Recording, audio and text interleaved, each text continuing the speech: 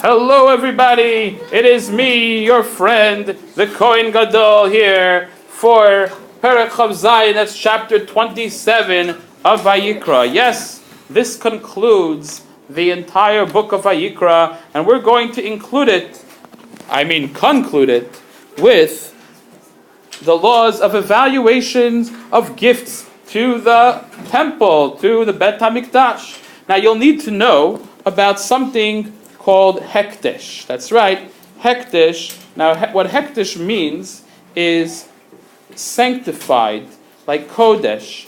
And when something is hekdesh, that means it's property belonging to the Bet HaMikdash and is only allowed to be used for the Bet HaMikdash. And there's very serious penalties if somebody misuses that property. That is called hekdesh. That's right. And the next term that you'll really need to know in this perek is a term called arachin. Some people pronounce it erkin, and what arachin are evaluations. Okay? To evaluate. And what needs to happen is, why do we need to evaluate? Because when the Kohen Gadol is accepting a donation to the Bet HaMikdash, we have to be very careful not to cheat the Bet HaMikdash or to cheat the person donating it.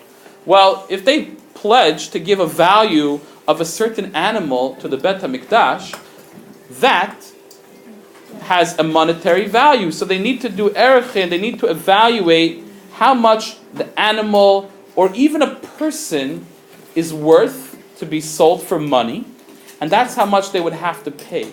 Now, why would we evaluate a person? Well, this is a big topic in this perek. In our perek, we have the laws of people who pledge. Maybe they were so moved, maybe had a great miracle happen for them or something, and they felt like, wow, their whole life was saved. Let me give what's the value of my life to the Bet HaMikdash, how much that would be worth. And therefore we need to figure out how much it is worth. So the Torah tells you, for example, that if you have different ages of people, there are different values. If someone is 1 month old to 5 years, for a boy it's 5 shekel, for a girl it's 3 shekel. And if someone was, for example, between 5 and 20 years, a male was worth 20 shekel, a girl was worth 10 shekel, and 20 to 60 years, a man was worth 50 shekel and a woman was worth 30 shekel. Now if someone was over 60 years, an old man or old woman, a man would be worth 15 shekel and the woman would be worth 10 shekel. Now, of course, there is no actual value you can place on a human life. We're talking about the value these people are worth as workers on the market. Okay, so that is arachin. Arachin of people as they would be worth as workers if they were sold in a slave market. We don't really have those these days, but if we did, that's how it would work.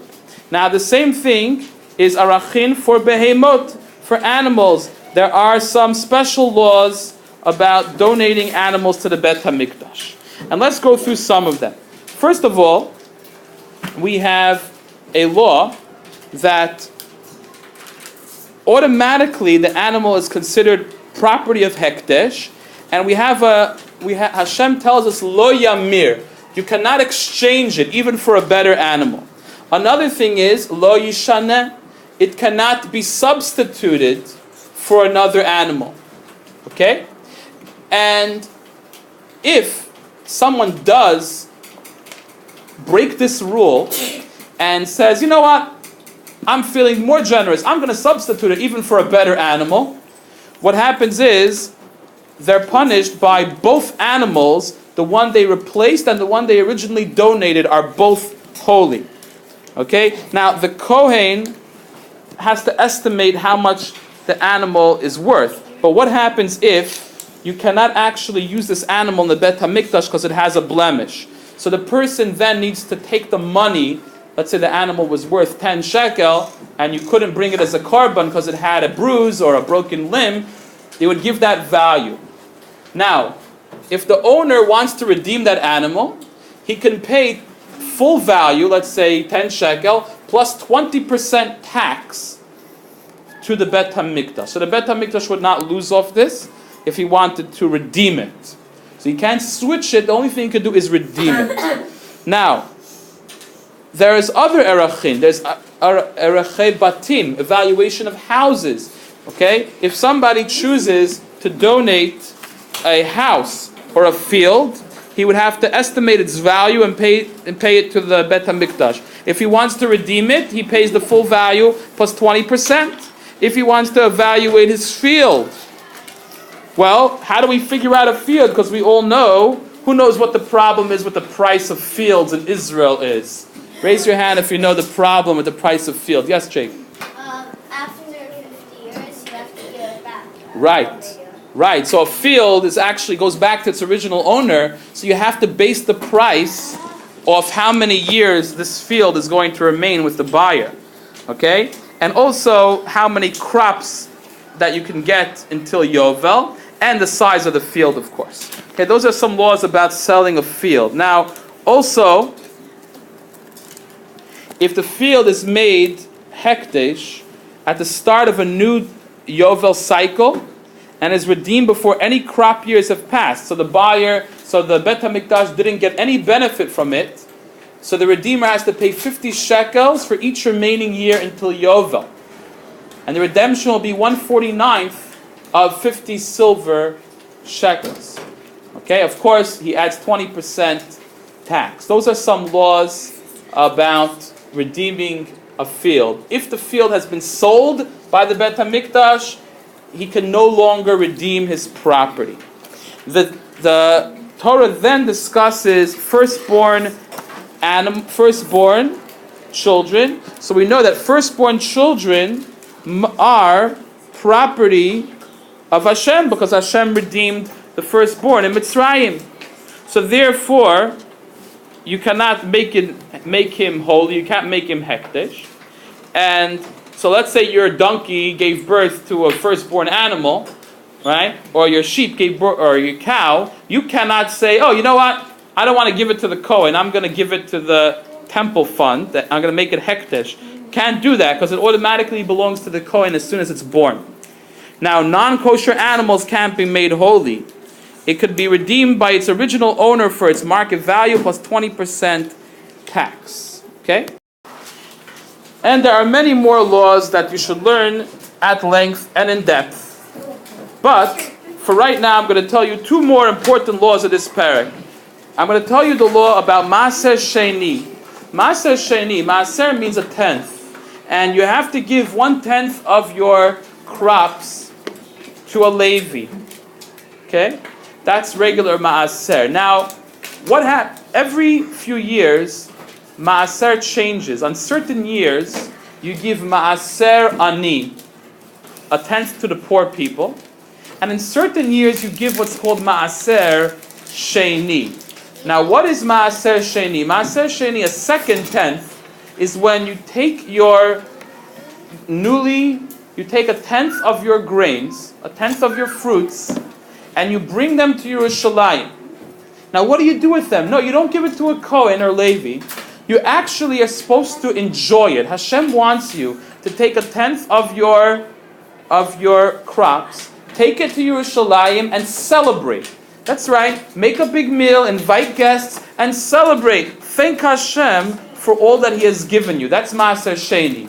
Now the Torah tells us some rules for Maaser Sheni. What happens if you're such a big farmer and you live so far from Yerushalayim that it's going to be very expensive for you to transport a tenth of your crops all the way to Yerushalayim? The Torah says, then you take money, you redeem the fruits, and he can carry the money to Yerushalayim. When he gets to Yerushalayim, he uses the money to redeem and to buy new foods in Yerushalayim, and that food is holy. It may only be eaten in Yerushalayim and enjoyed over there to thank Hashem for his blessings. Now there is one more law about Maaser Behema. Maaser Behema is every 10 animals that are born, every 10 animals that you own, you have to give 1/10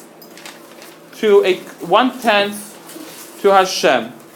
1/10 is brought as a korban. Now, how does this work exactly?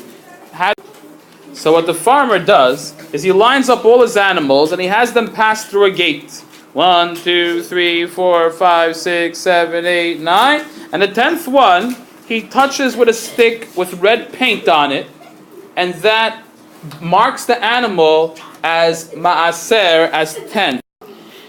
And that is how they kept track of Ma'aser Behema.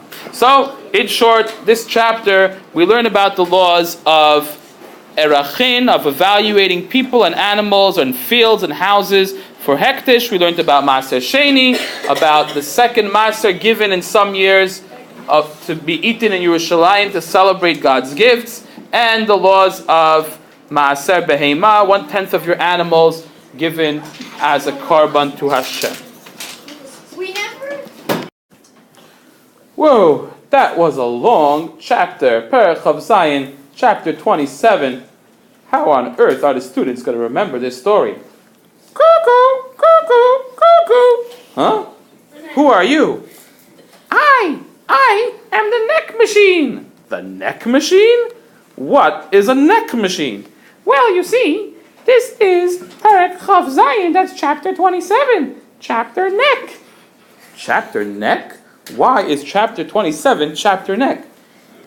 You're the Kohen Gadol. You're supposed to know these things. Well, let me tell you our secret code developed in class. You see, a 2 is really an N flipped on its side. So the N is a 2, the E is a vowel, doesn't count, and the CK is 7 because the K sound is 7 in our secret code. I don't get this. Why is a K sound a 7? Come on, you're the Kohen Gadol. You see, a K, a letter K, has secret 7s inside. You see, there's a backward 7, there's a forward 7, there's another 7. So many 7s are in the letter K. So K is 7. So it's chapter 27 is chapter NeCK. Uh-huh. Okay. Well, chapter 27, Perek Chav Zayin, is about arachin. What does that have to do with NeCKs? Well, I'll show you. That's where the NeCK machine comes in. You see, all these people are lining up to donate their value to the Beit HaMikdash. Oh, I'm an old lady. I would like to donate my value to the Beit HaMikdash. Well, how much is she worth? I don't know. How will I figure this out? Don't you worry, Cohen. I will show you. All you have to do is buy this nifty new product called the Arachin NeCK machine. And it costs only $9.99. The first thing you do is you put it on the neck of the person to be donated. And now for a demonstration of the new product. Simply place on the neck of the person to be donated and press 3 times. Cuckoo! Arachin! 10 shekel! Okay. 10 shekel to the Kohen. Whoa, that is so cool. Wait, I've got an old gentleman over here who's trying to donate his value. Let's try it on him. Okay, for this gentleman, we just place it over here on his beard. That's approximately where his neck would go. And you tap 3 times. Cuckoo! Arachin! 15 shekel! Whoa, this is amazing. Wow, I will never have to guess at the Arachin again. This neck trick is fantastic! Wait, it works on little kids too! Just put it on the little boy's neck and tap 3 times. Cuckoo! Arachin! 5 shekel! And in case you have trouble remembering which animal is your maaser, just whack it on the neck like this. Whack! Cuckoo! Maaser behema! Wow, that is the most fantastic and ridiculous thing I have ever heard. But of course, kids, don't forget, that's just a silly story. Anyway, this is Kohen Gadol signing off here. And remember, in Perek Chav Zayin, that's chapter 27. Which one? Chapter NeCK! Yes, chapter NeCK. We learn about the laws of Arachin, which is figuring out the price of people's values, or animals, or fields, to donate to the Beit HaMikdash. And now, it is time to say, Chazak, Chazak, v'nit chazek. We have finished the study of Vayikra.